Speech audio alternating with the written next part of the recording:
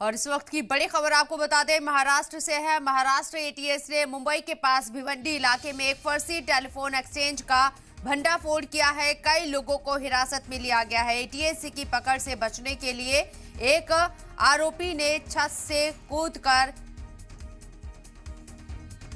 मलबे में दबकर अब तक 3 लोगों की मौत हो गई है। ये बड़ी खबर आपको बता दें, मलबा हटाने और रेस्क्यू का काम जारी है। इस वक्त की ये बड़ी खबर आपको बता रही है। महाराष्ट्र के भिवंडी में ये हादसा पेश आया है और इस हादसे में 2 मंजिला इमारत गिरने से यह हादसा पेश आया।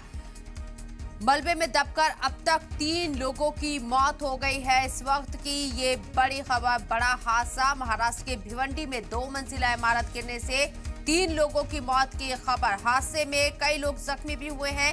मलबा हटाने और रेस्क्यू का काम जोरों पर है। फायर ब्रिगेड के साथ साथ यहाँ पुलिस और एनडीआरएफ के साथ एसडीआरएफ की टीमें भी रेस्क्यू ऑपरेशन में जुटी हुई है। अब तक 9 लोगों को बाहिफाजत बाहर निकाला जा चुका है।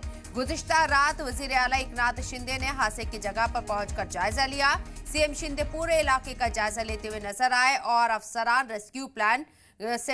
से रेस्क्यू प्लान जाना कि किस तरीके से रेस्क्यू किया जा रहा है। जो लोग मलबे में दबे हुए हैं, महलुकीन के घर वालों के लिए 5-5 लाख के मुआवजे का भी ऐलान किया गया है। लेकिन ये बड़ा हादसा हुआ है। 2 मंजिला ये इमारत जिस तरीके से जमींदोज हुई है, इसमें अब तक दबकर 3 लोगों की मौत वाक़ई हो चुकी है। कई लोगों के दबे होने का अंदेशा अभी भी बना हुआ है। इसके साथ ही आपको बता दें,